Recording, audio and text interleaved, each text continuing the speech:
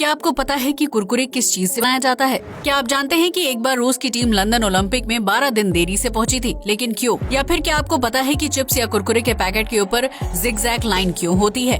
क्या आप जानते हैं कि इंसानों की तरह तेंदुए भी नशा करना पसंद करते हैं?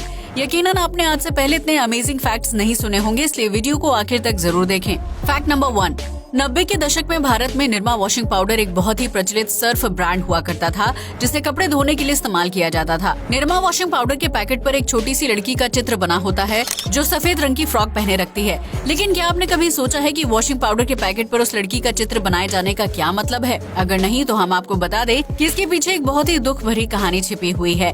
दरअसल निरमा वॉशिंग पाउडर की शुरुआत करने वाले व्यक्ति का नाम करसन भाई पटेल था। उनकी एक बेटी थी और उसका नाम निरुपमा था। वो अपनी बेटी को बहुत ज्यादा प्यार करते थे, लेकिन एक कार एक्सीडेंट में 8 साल की निरुपमा की मौत हो गई थी। इसके बाद करसन भाई पटेल ने अपनी बेटी की याद में निरमा वॉशिंग पाउडर की शुरुआत की, जिसमें उन्होंने छोटी सी बच्ची का फ्रॉक पहना हुआ चित्र छाप दिया था। करसन भाई पटेल चाहते थे कि उनकी बेटी को हमेशा याद किया जाए, इसलिए उन्होंने उसके नाम पर निरमा वॉशिंग पाउडर की शुरुआत की और उसके पैकेट पर अपनी बेटी निरमा की फोटो लगाकर बेचना शुरू कर दिया। Fact number 2। ये तो हम सभी जानते हैं कि भारत में रेलवे लाइन का जाल बिछा हुआ है जो पूरे देश को एक साथ जोड़ने का काम करती है, लेकिन भारतीय रेलवे और उसके स्टेशन की हालत दिन ब दिन खराब होती जा रही है क्योंकि लोग वहां साफ सफाई का ध्यान नहीं रखते हैं।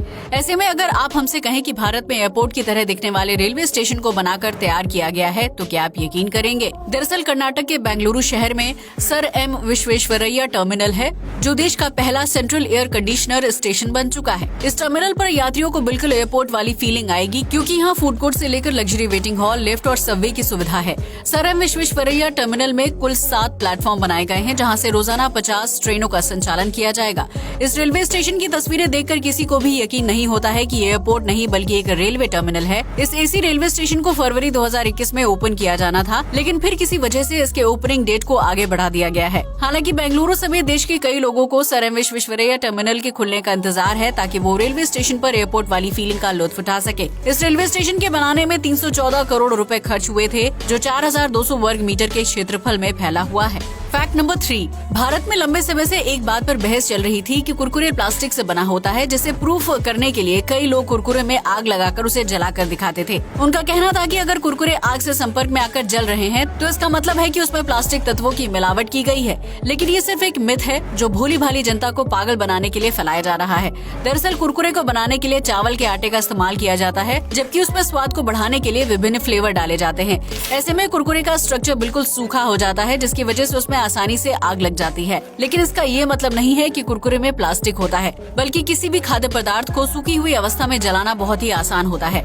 आप आलू या दाल से बने पापड़ को भी अगर आग में रखकर पकाते हैं तो वो भी जलने लगता है। इसके अलावा रोटी के सूख जाने पर भी उसमें आसानी से आग लग जाती है, इसलिए कुरकुरे में भी आग लग जाती है। ऐसे में आप किसी भी अफवाह पर यकीन करने से पहले उन चीजों के पीछे साइंस को जानने की कोशिश जरूर करें। Fact number 4। आपने भी कभी न कभी कोल्ड ड्रिंक या जूस पीने के लिए स्ट्रॉ का इस्तेमाल किया होगा, जो आमतौर पर प्लास्टिक से बने होते हैं। लेकिन क्या आपने कभी स्ट्रॉ के डिजाइन को ध्यान से देखा है, जिसमें एक लाइनिंग वाली आकृति बनी होती है?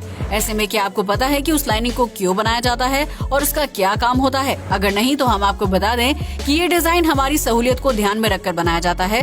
दरअसल प्लास्टिक से बने नॉर्मल स्ट्रॉ का इस्तेमाल करने के लिए उसे ग्लास या बोतल में सीधा रखना पड़ता है, जिसकी वजह से उसमें एक ही तरीके से झुककर कोल्ड ड्रिंक या जूस पीना पड़ता है। वहीं दूसरी तरफ लाइनिंग वाले स्ट्रॉ की मदद से उसके मुंह को किसी भी दिशा में घुमाया जा सकता है, जबकि उसे टेढ़ा करने पर ड्रिंक सीधा ग्लास से मुंह तक आसानी से पहुंच जाती है।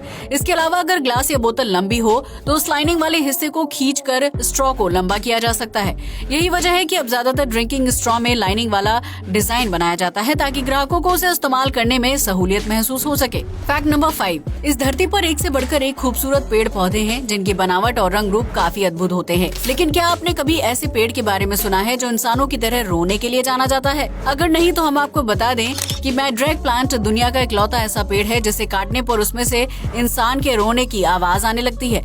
इतना ही नहीं, अगर इस प्रजाति के नन्हे से पौधे को भी जमीन से उखाड़ दिया जाता है तो उसमें से बच्चे की तरह रोने की आवाज आने लगती है।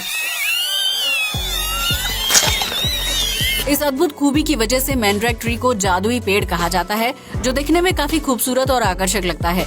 ये पेड़ मुख्य रूप से अमेरिका के जंगलों में पाया जाता है, जिसे वीपिंग ट्री के नाम से भी जाना जाता है।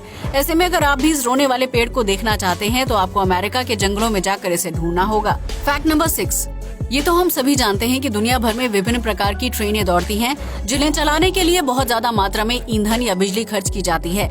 लेकिन क्या आपको पता है कि ऑस्ट्रेलिया में जल्द ही एक ऐसी ट्रेन लॉन्च होने वाली है जो बिना ईंधन या बिजली की मदद से पटरियों पर दौड़ती रहेगी? जी हाँ, आपने बिल्कुल सही सुना। इस ट्रेन को इन्फिनिटी ट्रेन नाम दिया गया है, जो पेट्रोल, डीजल या बिजली से नहीं बल्कि पृथ्वी की ग्रेविटी की मदद से दौड़ेगी। इस अनोखी ट्रेन को ऑस्ट्रेलिया में फोर्टेस्क्यू नाम की एक खनन कंपनी तैयार कर रही है, जो ईंधन के बजाय पृथ्वी के ग्रेविटी फोर्स की मदद से पटरियों पर लगातार दौड़ती रहेगी। इस ट्रेन में खास तरह की बैटरी लगाई जाएगी जो पृथ्वी के ग्रेविटी फोर्स को एनर्जी में तब्दील करेगी और उसकी मदद से ट्रेन बिना रुके कई सालों तक चल सकती है। इस ट्रेन से ना तो प्रदूषण होगा और ना ही ईंधन की खपत की टेंशन रहेगी, क्योंकि पृथ्वी का ग्रेविटी फोर्स खत्म होने वाली चीज नहीं है। कंपनी का मानना है कि ग्रेविटी फोर्स से चलने वाली ये ट्रेन दुनिया में सबसे ज्यादा ताकतवर इलेक्ट्रिक वाहन होगी, जो पृथ्वी को पॉल्यूशन मुक्त करने के साथ साथ ईंधन की बचत करने में भी मददगार साबित होगी। फिलहाल इस ट्रेन को बनाने का काम शुरू किया जा चुका है। अब ये देखना दिलचस्प होगा कि ग्रेविटी फोर्स से चलने वाली ये ट्रेन पटरियों पर कब दौड़ेगी।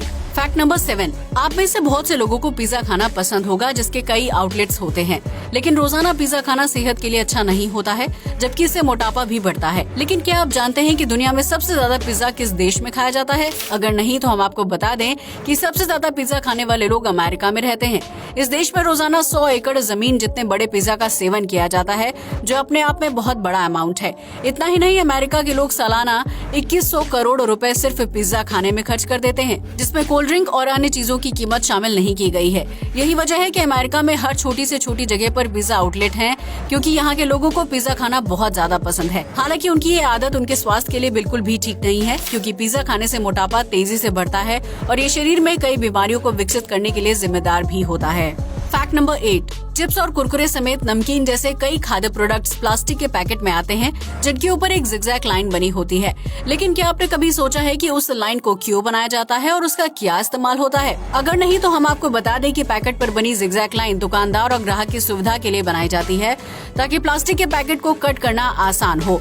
दरअसल प्लास्टिक के पैकेट फैक्ट्री में एक साथ तैयार किए जाते हैं, जो एक बड़ी सी लाइन में जुड़ जाते हैं। ऐसे में पैकेट को उस लाइन से तोड़ने के लिए जिगजैग लाइन को बनाया जाता है, जिसकी वजह से दुकानदार को पैकेट कट करने के लिए कैंची या किसी दूसरी चीज का इस्तेमाल नहीं करना पड़ता है। ठीक इसी तरह उस जिगजैग लाइन की वजह से ग्राहक कुरकुरे और चिप्स के पैकेट को आसानी से फाड़ पाते हैं। ऐसे में अगर वो लाइन मौजूद नहीं होगी तो आपके लिए प्लास्टिक के पैकेट को कट करना एक बहुत बड़ा टास्क बन जाएगा। फैक्ट नंबर 9, हम सभी जानते हैं कि धरती पर लगभग हर देश में शराब और बियर समेत कई प्रकार के नशीले पदार्थों का सेवन किया जाता है, जिसकी चपेट में बच्चे से लेकर युवा और बुजुर्ग बुरी तरह से फंस जाते हैं। लेकिन क्या आप जानते हैं कि इंसानों की तरह ही तेंदुए को भी नशा करने का शौक होता है, लेकिन वो इस काम को खाली समय में करना पसंद करता है। दरअसल तेंदुआ खाना खाने के बाद अच्छी नींद लेने और शारीरिक थकान मिटाने के लिए नशा लेता है, जिसके लिए वो बेनिस्टेरियोप्सिस कार्पी नाम के पौधे का इस्तेमाल करता है। इस पौधे की जड़ों को छीलने या चबाने पर एक खास तरह का रस निकलता है, जो काफी नशीला होता है। इसी पौधे की जड़ को खोदकर तेंदुआ उसमें से निकलने वाले रस का सेवन करता है, जिससे उसे नशा होने लगता है। इसके बाद तेंदुआ लंबे समय तक गहरी नींद में सो जाता है। इसलिए अगर आपको कभी जंगल में तेंदुआ पत्तों या जड़ों को चबाता हुआ दिखाई दे जाए तो समझ लीजिएगा कि उसने नशा किया हुआ है। फैक्ट नंबर 10, हर 4 साल में ओलंपिक खेल का आयोजन किया जाता है, जिसके लिए हर बार एक नए देश का चुनाव किया जाता है। लेकिन क्या आपको पता है कि दुनिया का सबसे बड़ा और ताकतवर देश रूस एक बार ओलंपिक के खेलों में 12 दिन देरी से पहुंचा था, जिसकी वजह से उस साल रूस के खिलाड़ियों ने एक भी पदक नहीं जीता था। साल 1988 में लंदन में ओलंपिक का आयोजन किया गया था, जिसमें रूस की इंपीरियल ओलंपिक टीम 12 दिन देरी से पहुंची थी। दरअसल उस समय रूस में ग्रेगोरियन कैलेंडर का इस्तेमाल नहीं किया जाता था, जबकि लंदन में ग्रेगोरियन कैलेंडर इस्तेमाल किया जाता था।